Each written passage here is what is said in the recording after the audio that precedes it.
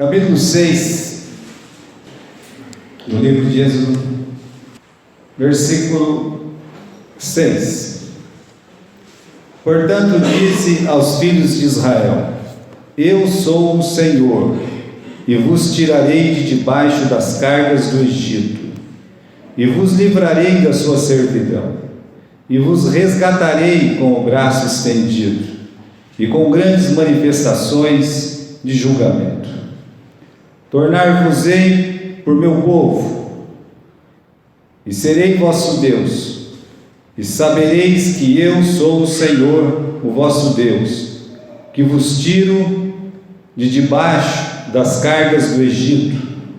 Vos levarei à terra a qual jurei dar a Abraão, a Isaque e a Jacó, e vou-la darei como possessão. Eu sou o Senhor. E desse modo falou Moisés aos filhos de Israel. Vamos orar. Senhor, graças te damos por esse momento de estudo da sua palavra, e o que eu lhe peço, Pai amado, é que o Senhor fale ao nosso coração através da Bíblia, que a sua mensagem possa nos instruir, que o Senhor possa, Senhor, colocar no nosso coração a sua vontade e também, Senhor, a disposição, o desejo de obedecê-la, de cumpri-la. Obrigado por tudo que houve nesta semana em relação ao seu povo, à sua igreja. Graças te damos, Senhor. E peço que o Senhor continue a abençoar a sua casa.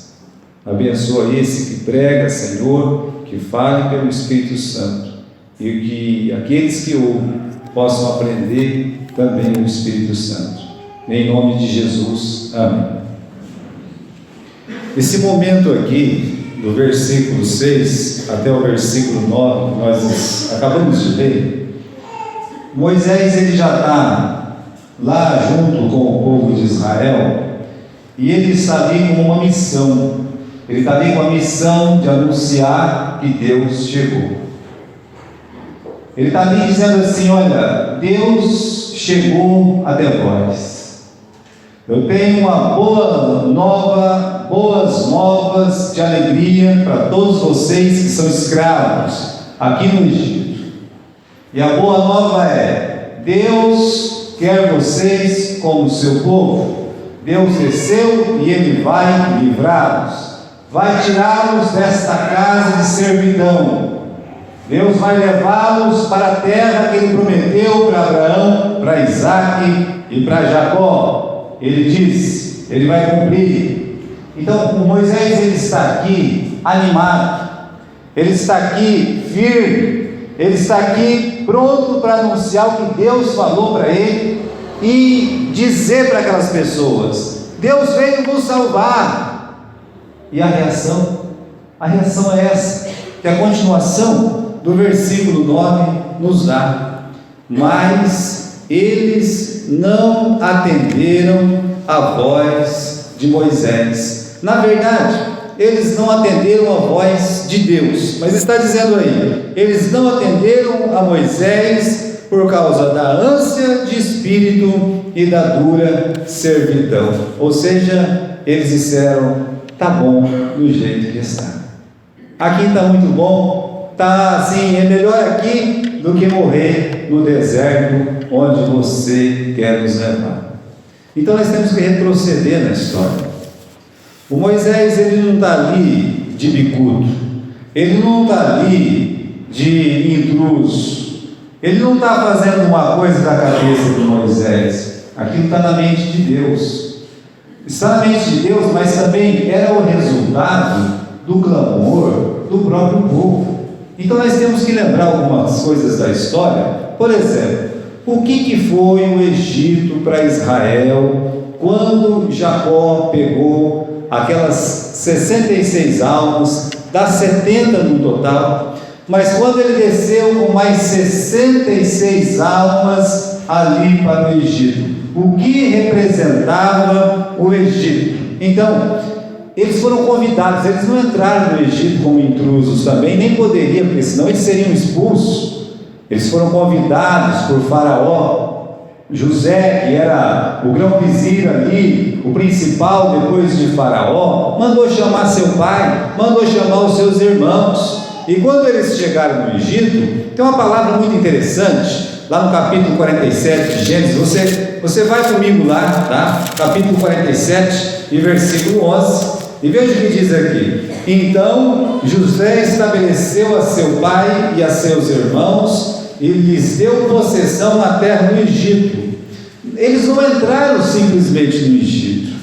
A palavra de Deus diz no versículo 11 que eles entraram no melhor da terra, na terra de Ramsés, como ordem do faraó, como desejo de Jacó e do próprio José. Ou seja, José e o faraó entraram no acordo que aqueles homens, aquelas mulheres, aquelas crianças, a pequena nação de Israel, formada por 66 pessoas, deveriam ficar no melhor lugar do Egito, a convite. Então representava o melhor lugar. E ali, irmãos, nós temos que considerar, eles viveram em paz e abençoados. A palavra de Deus deixa isso bem claro, que eles cresceram lá, eles prosperaram lá.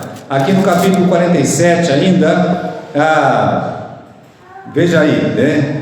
Capítulo 47, deixa eu encontrar o versículo aqui, versículo 12: e José sustentou de pão a seu pai e a seus irmãos e toda a casa do seu pai, segundo o número dos seus filhos. Não faltou nada para eles.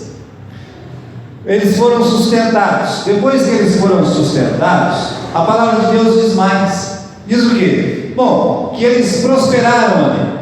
O que é prosperar? Prosperar é crescer. Prosperar é ter mais coisas materiais mesmo, literalmente. Prosperar é melhorar a condição de vida, a qualidade de vida. A palavra de Deus diz que eles prosperaram ali.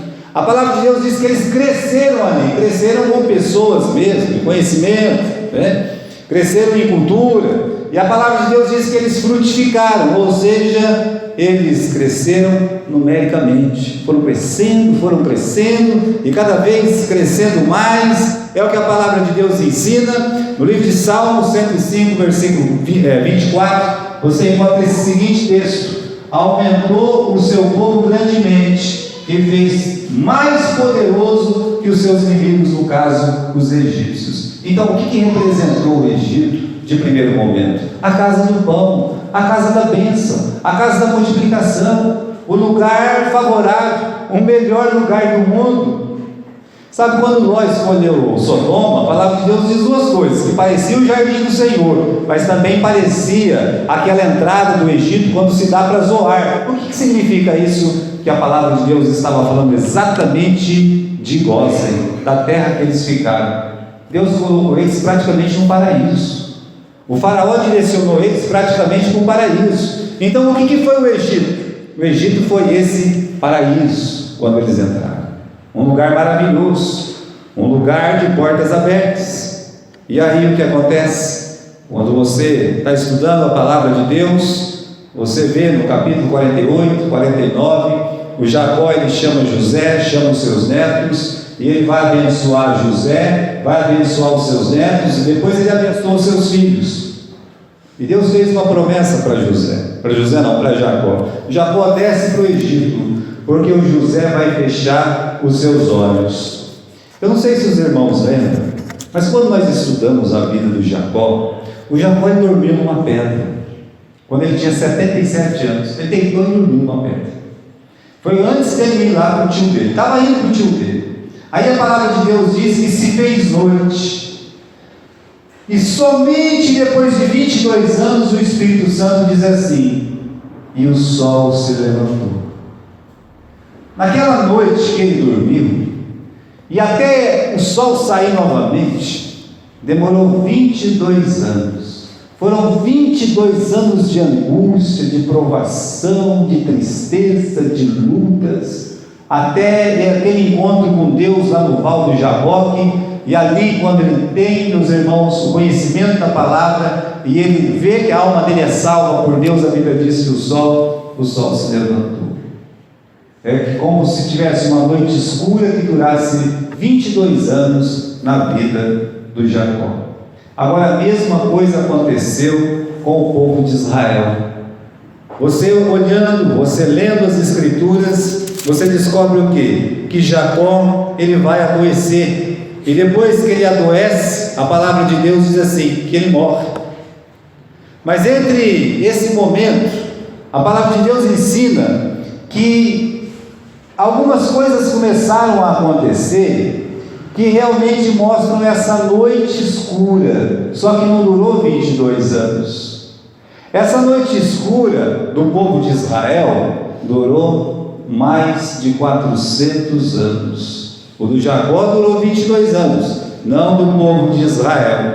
Realmente, meus irmãos, o José vai lá, fecha os olhos do Jacó, e assim que o José fecha os olhos do Jacó, o Egito, que é a casa do pão, a casa da porta aberta, o verdadeiro paraíso para os israelitas, as coisas começam a mudar, as coisas começam a virar, há uma mudança completa. Mesmo na história do José, você já vê uma mudança de casa de servidão, de casa de pão, vai se tornar casa de servidão. Como aquele livrinho, né? O açúcar amargo. Esse açúcar se tornou amargo para o povo de Israel. E que martírio, meus irmãos. Lembra que José, ele era o homem mais importante do Egito. Quando o pai dele morreu, falei para vocês na semana passada, o pai morreu. E por que ele não foi e enterrou o pai dele se ele era um homem tão importante? O que ele precisa fazer? Ele precisa falar com os empregados do faraó, para eles falar para o faraó, dar uma autorização para ele enterrar o pai dele lá em Canaã. Repare, nesse tempo que Jacó fecha os olhos, muitas coisas ruins vão acontecer com seus descendentes.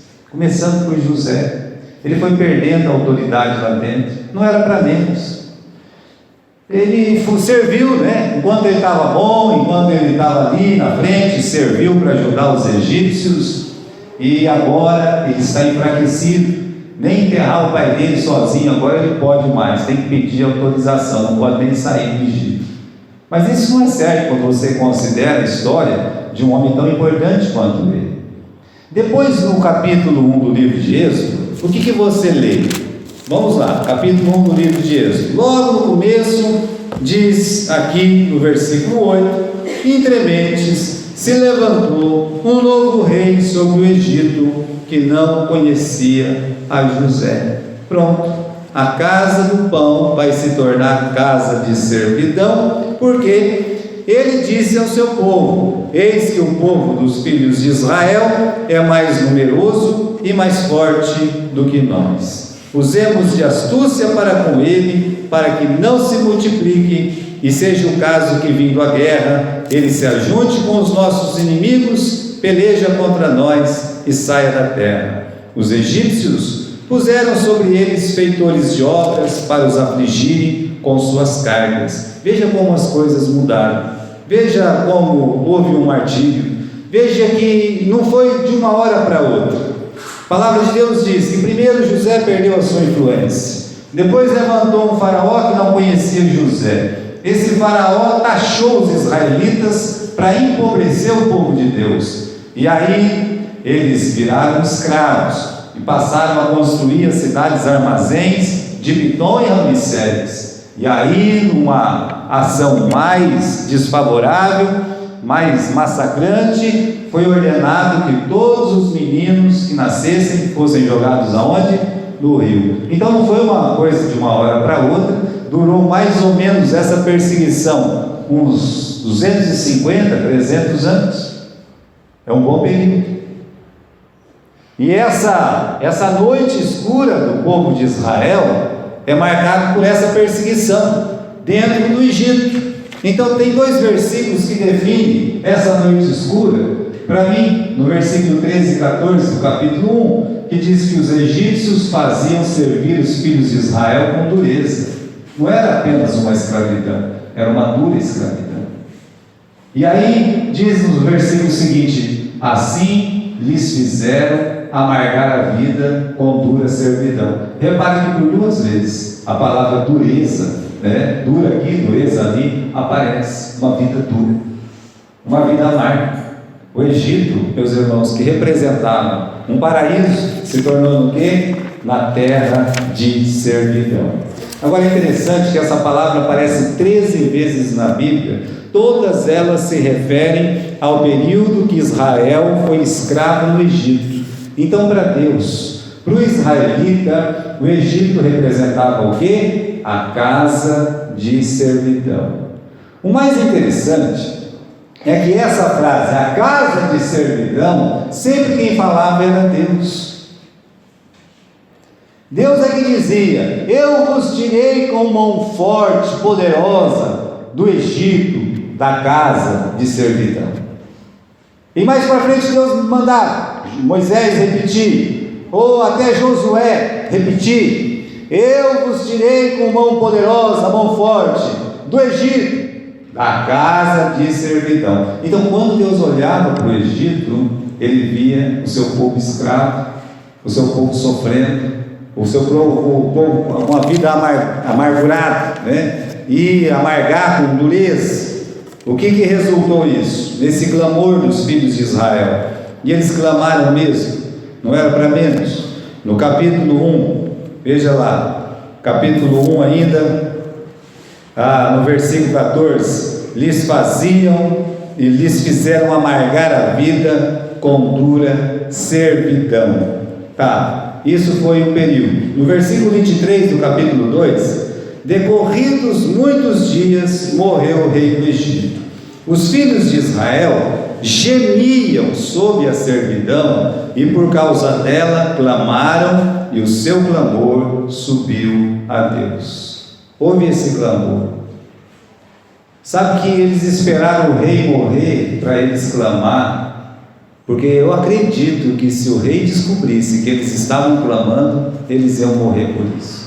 Quando o rei morreu, aí eles resolveram clamar, e clamar com mais força ainda. Um clamor de dor, um clamor de tristeza. Imagine, nesse período, irmãos, eles ficaram ricos, eles cresceram, mas aí eles não puderam aproveitar a riqueza, e no crescimento viram seus filhos sendo mortos.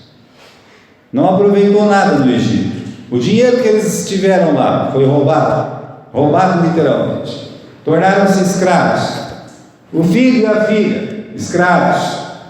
Tiraram o direito até de vida. Não podia nem nascer criança mais, que eles tinham que matar. Olha, isso é uma casa de servidão. O que ele restou para eles? Clamar, né? Por isso o versículo aqui é claro. Eles gemiam. Versículo 24: ouvindo Deus o seu gemido, gemiam mesmo. Gemiam de clamar assim, todo mundo chorando, rogando: livra-nos, Senhor, tem misericórdia, Senhor. E aí a Bíblia diz que o seu clamor chegou até os céus. Bem, se o pecado chega até o céu, o clamor também chega até o céu. E chegou. Eles clamaram a Deus, e Deus ouviu. A palavra aqui no versículo 24: Deus ouviu o seu gemido, lembrou-se da aliança com Abraão, com Isaac, com Jacó, e viu Deus os filhos de Israel e olhou para a sua condição. Deus viu, a condição era miserável. Agora, veja isso aqui, se não é uma contradição. Olha que ironia, a aflição fez bem. A aflição faz bem? Faz. O salmista disse, no Salmo 119, ele diz assim: foi muito bom ter sido afligido. Por quê? Para aprender os seus caminhos. Então a aflição, na vida de um cristão, ela sempre favorece. E na vida de uma pessoa ímpia, pode conduzir aquela pessoa nos braços de quem? Nos braços de Jesus, nos braços do Senhor. A aflição faz isso. Agora, o que seria de Israel sem sem a aflição. Imagine se a pessoa vai querer sair do paraíso. Imagine se eles vão querer sair da terra de Goza. Olha, toda a terra boa que vem lá do central da África vai passando por aquele Nilo, vai passando, e pensa numa terra boa, e vem vindo. Aonde é que essa terra vai parar? Em Goza, no melhor do Egito. Era só lançar semente e o negócio nascia. Então, para que vai sair de uma terra dessa? Ninguém quer sair de uma terra dessa. Jamais iam desejar voltar para Canaã. Irmãos, a gente fala de Canaã, e somente com muita oração, somente com muita fé, somente com muito esforço, é que a terra de Canaã, ela vai dar o seu fruto. A pessoa, para fazer aquela terra vingar, ela tem que trabalhar muito, ela tem que lutar muito, porque ali só tem pedra. Mas é uma terra que emana leite e mel, desde que você trabalhe, e desde que você lute, e desde que você ore. Eu estava falando com o pessoal em Quintana o seguinte: quando Abraão chegou lá, a primeira coisa que ele encontrou naquela terra foi o quê? A fome. A primeira coisa que o Abraão encontrou foi a fome. E depois da fome? A guerra. Por quê? Porque Canaã ficava no meio do caminho, na Mesopotâmia e no Egito, e esse povo vivia brigando, e ali era o meio, ali era o lugar de fazer a guerra. Então, vamos estar no meio da guerra. Agora, se Deus quisesse que Abraão não tivesse fé, que Abraão tivesse aquela paz, aquela tranquilidade toda, mandava aqui para o Brasil, meus irmãos. Mandava lá para o Pantanal, mandava lá para Nova Zelândia, para aqueles campos verdes, lindos, maravilhosos. Aqui no Brasil tem muito disso também, cheio de paraíso, olha que beleza. Mas Deus queria que ele fosse um homem de fé, por isso mandou ir para Canaã. A terra prometida é isso. Veja só, o que seria de Israel sem a aflição? É muito difícil, irmãos, imaginar que alguém vai se lembrar de Deus quando está tudo bem. É muito difícil. Eu pego até o exemplo de José, porque José, até ele ver os irmãos deles e Deus, através do Espírito Santo, tocar no coração dele, ele era um homem egípcio ou ele era um israelita? Ele era um homem egípcio, falava egípcio, vestia egípcio, estava com os filhos vestido, falando egípcio, seria certamente um egípcio, até Deus tocar no coração dele. Então é preciso reconhecer que a aflição, ela faz bem. A aflição fez três coisas com Israel de Deus. Primeiro, deu uma identidade, foram chamados filhos de Israel. Ora, você não encontra na Bíblia filhos de Ló, filhos de Ismael, você não encontra, mas você encontra filhos de Israel. Eles se uniram, as tribos se uniram, ficaram firmes. Acontece isso. Uma igreja perseguida faz os irmãos ficarem o quê? Unidos. Está tudo bem, está tudo na bonança, não precisa, ninguém está doente, é uma brigueiraiada, é uma ciumaiada, é aquela confusão toda. Mas se tiver uma aflição, pronto, eles se juntam. Até se alguém fica doente, eles se juntam. Então, acredite, deu uma identidade. Descobriram o quê? Que eles estavam no Egito, mas eles não eram do Egito. Ali não era o lugar deles. Segundo, aproximou eles de Deus, porque eles começaram a fazer uma coisa fundamental, que é o quê? Orar. Tem que orar, por quê? Para mudar essa situação de miséria, de perseguição, de tristeza, de angústia, de dor. Então foi preciso muita oração. Terceiro, a presença de Deus. Deus veio ao socorro. Então, olha que ironia, a aflição faz o quê? A aflição faz bem.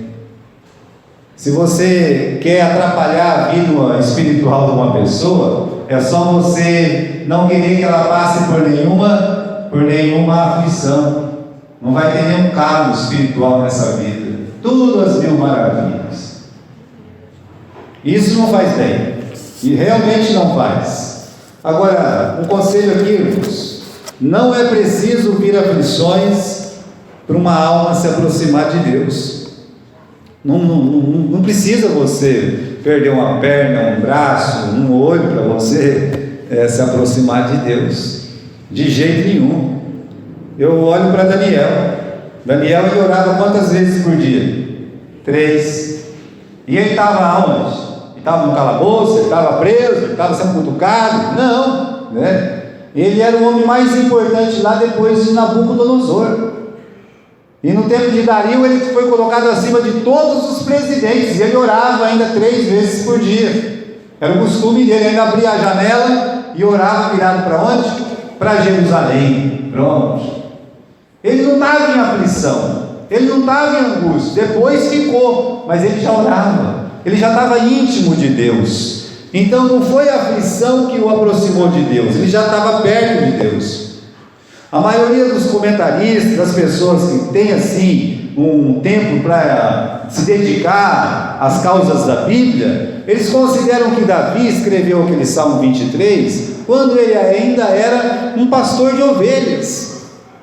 E quando ele ainda era um pastor de ovelhas, ele não tinha a preocupação do reino, a perseguição de Saul, problema com o filho, problema com as mulheres. Ele estava ali tranquilo, em paz, sentado debaixo de uma árvore, alguma coisa, vendo as ovelhinhas. O Senhor é o meu pastor, nada me faltará. Ele não estava em aflição quando ele fez o Salmo 23, que é o salmo mais conhecido que nós temos.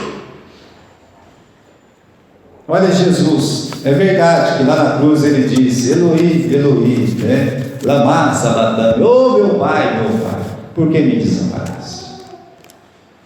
A aflição aproximou Jesus do Pai? Não, de jeito nenhum, ele já estava com o Pai, e aqui na terra sempre teve com o Pai. Lembra que entre milagres e milagres ele tinha um tempo separado para fazer o quê? Orar e ficar bem pertinho do seu Pai. Não foi a aflição que aproximou Jesus do Pai, não. Eu e o Pai somos um, ele disse. Então, irmãos, não precisa você ser engolido por uma orca qualquer aí, né? Por uma baleia assassina. Você não precisa ser engolido que nem o Jonas. O Jonas, com a maior cara de pau, ele fala: na minha angústia, eu fiz o quê? Eu clamei ao Senhor e Ele me ouviu. Não precisa. Não precisa você quebrar a cara para você se aproximar de Deus. Os israelitas precisaram. Olha, não precisava de nada disso se eles dissessem uns para os outros: vamos para Canaã, vamos para a nossa terra, todo mundo, vamos embora. Então vamos, antes do faraó perseguir. Aqui não é nosso lugar mesmo, vamos embora para Canaã, né? E vamos, né? Podia chegar nessa conclusão. Mas a vida estava tão boa, a terra era tão boa, eles estavam prósperos, até que veio essa noite escura, uma noite sombria, que durou 400 anos, para o povo de Israel. Glória a Deus. No capítulo 3 do livro de Êxodo diz que Deus ouviu as orações. Capítulo 3, e versículo 7. Você pode seguir aqui se você quiser. E viu Deus os filhos de Israel e atentou para a sua aflição. Veja o que diz o versículo 12: eu tenho visto atentamente a aflição do meu povo, que está no Egito. Eu tenho ouvido o seu clamor por causa dos seus exatores, porque conheci as suas dores. Olha, Deus ele estava vendo, Deus estava atentando, Deus conhecia as suas dores, e aí chegou na conclusão: portanto, desci para livrá-los das mãos dos egípcios. Eu desci para livrá-los. Ele está conversando com quem? Ele está conversando com Moisés. Ele disse: Moisés, eu vi, eu atentei, eu conheço as dores, e eu desci para livrá-los. Aí por fim ele disse: vem, Moisés, vem agora, e eu vou te enviar para que tires o meu povo do Egito. Então Deus tomou essa providência. Agora Moisés se juntou com o irmão dele, tá? O Araão, ele foi lá, se apresentou no primeiro dia, foi uma festa. Oh, Deus falou comigo da sarça ardente no dia, foi, chamou os líderes lá, e foi aquela festa, até que chegou lá no ouvido do faraó: ó, estão falando aí que os escravos estão querendo se juntar para ir embora. Ah, é? É um bando de desocupado. O que eles estão fazendo? Eles fazem tijolos, né? Tira a palha, né? Faz eles ir atrás da palha, e eu quero o mesmo tanto de tijolos. Isso deixou a liderança indignada, o povo indignado. E aí então Deus novamente vem falar com Moisés, que é, meus irmãos, o texto que a gente leu no começo. Chegamos lá naquela história do texto inicial, do capítulo 6. Capítulo 6 e versículo 6. Portanto, diz aos filhos de Israel: eu sou o Senhor, eu vos tirarei de debaixo das cargas do Egito, eu vos livrarei da servidão, eu vou resgatá-los. Olha quantas promessas num versículo só. Você consegue imaginar tantas promessas? Se fosse pegar só esse começo aqui, né? Que a gente tem, pode pular, né? Só esse começo: eu sou o Senhor, e vos tirarei debaixo das vossas cargas, né? Das cargas dos egípcios, vos livrarei. Só isso aí era suficiente. E Deus está dizendo para eles: eu vim vos salvar, estou aqui para livrá-los. É uma boa palavra para quem está clamando há mais de 300 anos, orando, chorando, reclamando da escravidão. Mas qual foi a escolha de Israel quando Moisés disse: Deus quer vos salvar? Então chegou o momento da escolha, ué. Vocês não estão orando para serem salvos? Estamos. Vocês não estão orando para serem livres da mão desse tirano do faraó? Estamos. Então, Deus, ele desceu. Deus, ele está aqui e ele vai livrá-los. Muito bem. Então, qual foi a reação dos israelitas? Versículo 9. Nós já vimos. Não atenderam a Moisés por causa da ânsia de espírito e da dura servidão. O Espírito Santo nem sempre ele escreve assim diretamente. Ele não escreveu, por exemplo, o que os israelitas disseram. Só escreveu que eles não atenderam. Mas não é relatada aqui no capítulo 6 a resposta deles para Moisés. Só que o Espírito Santo, depois de 8 capítulos, ele mostra para nós qual foi a resposta dos israelitas. Eles falaram com Moisés. Quando Moisés disse: olha, Deus mandou dizer que ele desceu, que ele vem livrar, que ele vai tirar vocês da carga de vocês. Pronto, a salvação chegou. Veja o que disseram a Moisés. Capítulo 14, versículo 12 diz. Você pode seguir na sua Bíblia, se você quiser. Mas olha o que eles disseram: esta é a coisa que te falamos lá no Egito. Eles estão lembrando Moisés o que eles disseram quando Moisés falou que Deus veio livrá-los. Acontece que agora eles estão diante do Mar Vermelho e eles imaginam: se a gente vai para o mar, a gente afoga. Para as montanhas não vamos conseguir escalar essas montanhas aqui. Atrás vem o faraó, estamos perdidos. E chegaram à seguinte conclusão: de que eles estavam nas mãos de faraó, portanto, da morte. Mas eles lembraram uma coisa: olha o que eles falaram para Moisés: deixa-nos, serviremos aos egípcios, pois é melhor para nós servir aos egípcios. Qual foi a escolha deles? Quando Moisés disse: Deus veio livrá-los, eles falaram para Moisés: Moisés, deixa-nos em paz. A melhor coisa para nós é servir a quem? Os egípcios. 300 anos chorando, mais de 300. Quando esse faraó sobe, que não conhece José, tinha se passado mais ou menos 80 anos, foram 430 anos de servidão. Então, por mais de 300 anos, eles clamando, e quando o socorro chega, eles dizem: chega, não queremos ouvir mais nada, nós escolhemos, nós preferimos, melhor, a palavra é melhor mesmo, é melhor para nós servir aos egípcios. que morrer no deserto. Resumindo, do jeito que está, tá bom. Do jeito que está, tá bom. Não, mas vem cá, você estava orando, clamando, chorando, todo mundo escravo aqui, os filhos sendo jogados no rio. Não, tá bom. A vida está boa. A vida aqui no Egito não é tão ruim, não. Ei, você que está falando demais. Nós não queremos, não queremos essa palavra, não, né? Imagine como Moisés se sentiu.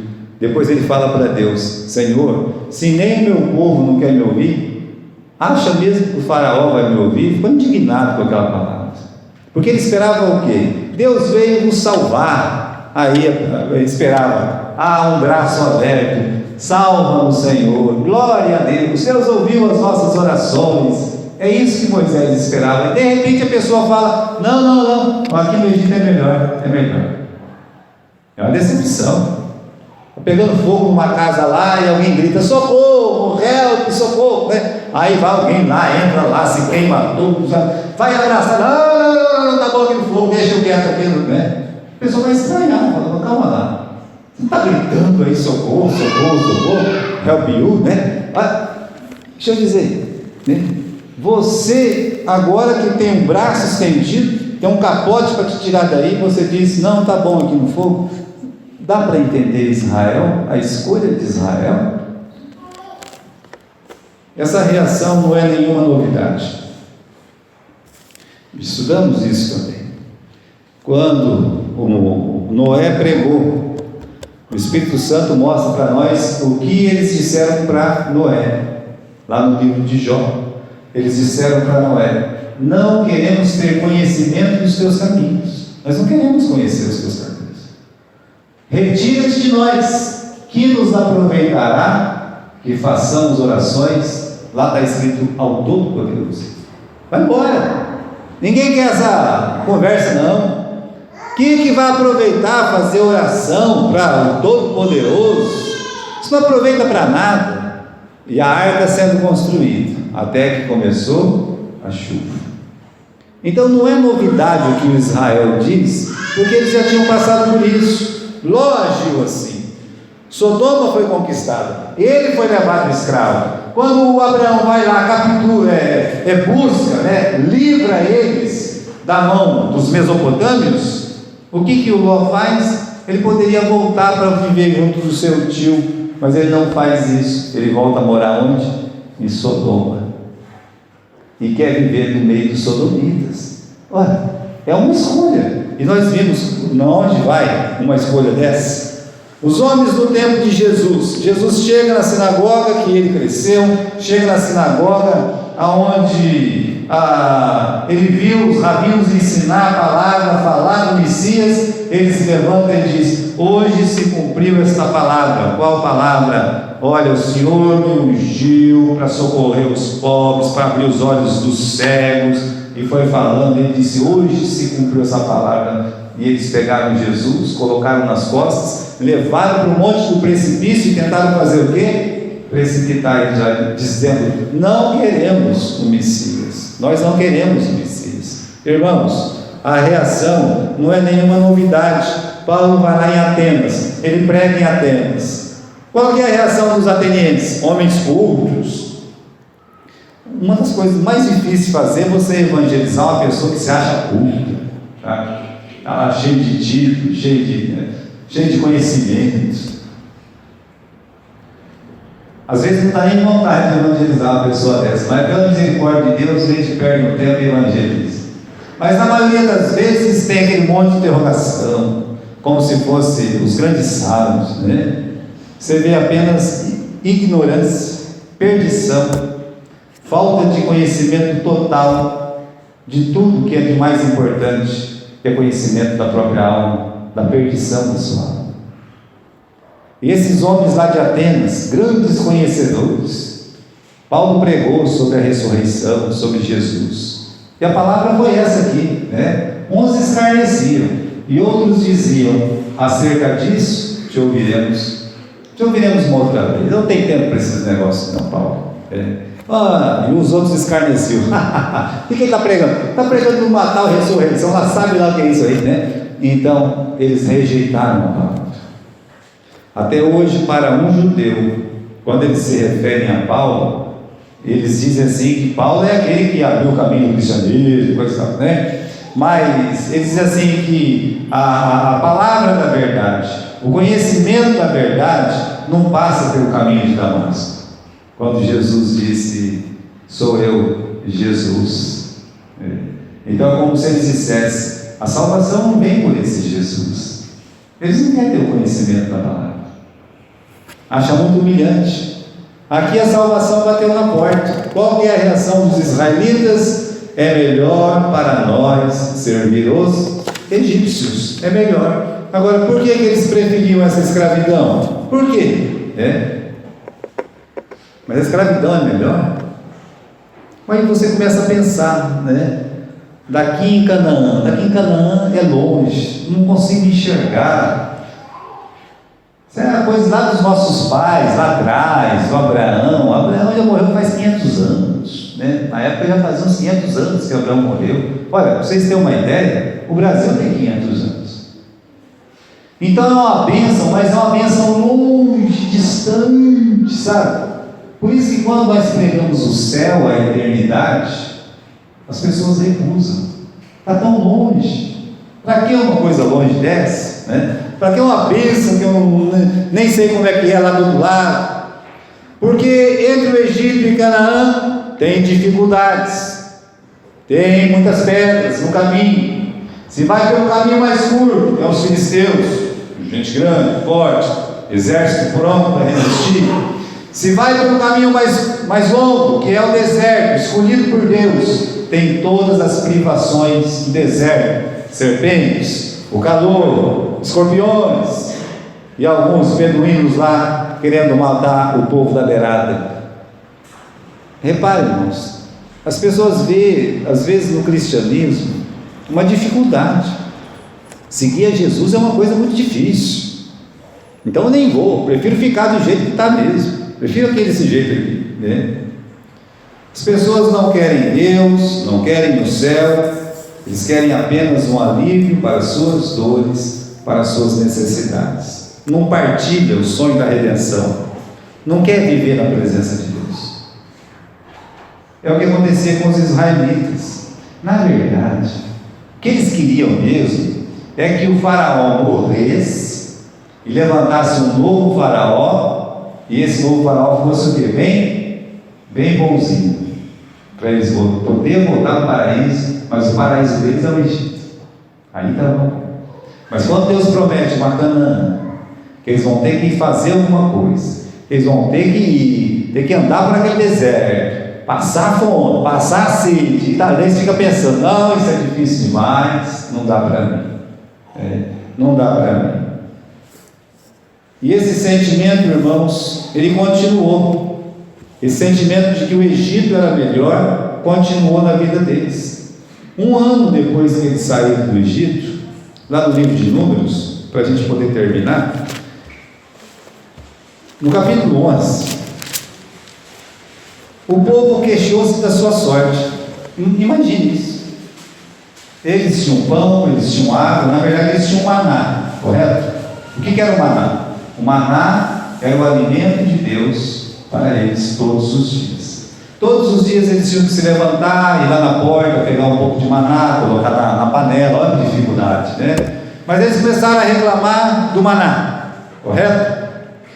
E aí continua, porque no versículo 2, o povo clamou a Moisés, e este orou ao Senhor, e o fogo se apagou. Pelo que chamou aquele lugar Taberá, porque o fogo do Senhor se acendera contra eles. E o populacho que estava no meio deles veio a ter um grande desejo das comidas do egípcio. Pelo que os filhos de Israel tornaram a chorar e também disseram: quem nos dará carne a comer? Lembrando-nos dos peixes que no Egito comíamos de graça, de pepinos, melões, aves silvestres, de cebola e alho. Eu ficava pensando, que peixe é esse? Até eu ir lá para Manaus, eles fazem um peixe para mim com aquele tempero dentro, que é cheio de tempero. Não é assim, Mariazinha? É um peixe recheado. Lá tem tudo que você imagina dentro daquele peixe, uma delícia. Imagine um israelita sentado e o faraó falando para o seu povo: leva peixe para esses coitados, olha, peixe recheado dentro, olha que delícia, olha lá. E eles estão com saudade do tempo que nós comíamos esse peixe cheio de recheio, de alho, de pepino. Ai, que delícia, que vida boa que a gente tinha. Meus irmãos, o faraó não dava nem palha para eles que virar peixe, que virar carne, nós queremos carne. Mas isso tem um sentido espiritual muito grande. Existe um fundamento espiritual por trás disso. Desde quando o faraó dava peixe e de graça? Nunca, né? É que o maná representa o quê? A palavra de Deus. E a palavra de Deus, você tem que cumprir. A pessoa está na igreja, ela querendo ou não tem que melhorar. Aquele que está em pecado deve fazer o quê? Sair do pecado. Tem regras. Ninguém quer um crente andando pelado na rua, mostrando o corpo todo, brigando, xingando, bebendo, se drogando. Não, ninguém quer. Deus não quer. A igreja não quer. Então tem regras. O alimento de Deus é o alimento que dá um cerceamento. Dá o quê? A pessoa tem que se privar de muita coisa. Ele tem que cumprir a palavra de Deus. Quando eles estavam no Egito, não tinham os 10 mandamentos. Eles podiam viver de que jeito? De qualquer jeito. Podiam viver em pecado, fazer o que quisesse. Uma baderna total. Então, na cabeça do ímpio, existe essa dificuldade. Enquanto que esse peixe aqui representa nada mais nada menos do que a vida de pecado, uma vida desregrada, aquela vida do pródigo. Por que o pródigo queria sair da casa do pai? Porque ele queria viver a vida dele do jeito que ele quisesse, no meio das meretrizes, no meio dos amigos desregrados como ele. Por isso foi embora da casa do pai. Depois percebeu que a casa do pai era melhor, porque o mundo não dava nada. Para muitos crentes, digo entre aspas, a vida sem Cristo era melhor mesmo, porque eles podiam viver aonde? No pecado. E por não ter recebido nunca Jesus, para lá voltarão. Como esses egípcios. Egípcios não, esses israelitas. Nós queremos carne, nós estamos com saudade da carne. Na verdade, eles estavam com saudade de viver na concupiscência da carne. Porque peixe eles nunca tiveram recheado lá, porque lá era a casa de servidão, diz o Senhor. Eles estavam com saudade da vida de pecado, da vida sem Deus. Não é à toa que Deus manda uma praga que morre um monte. Quero terminar. O que a gente aprende dessas escolhas dos israelitas? Primeiro, muitas pessoas preferem o quê? Continuar na ilusão da escravidão do pecado. Preferem a vida do pecado. Preferem ficar no vício mesmo, na droga, no álcool, na idolatria. Eles não querem a Bíblia, eles querem ser idólatra. No materialismo. O dinheiro é tudo para muitas pessoas. Eles não querem abandonar Mamon. Jesus disse: ninguém pode servir a Deus ou a Mamon ao mesmo tempo. Vai agradar um e desprezar o outro, ou o contrário.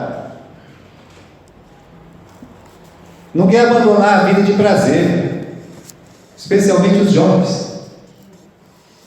Por isso Jesus olhou para aqueles judeus e disse: não quereis vir a mim para ter vida. A vida que Jesus oferece, uma vida de santidade. Mas se for uma vida desregrada, não precisa chamar. Não precisa chamar. Eles vão. Isso é a primeira coisa. Muitas pessoas preferem continuar na ilusão da escravidão do pecado.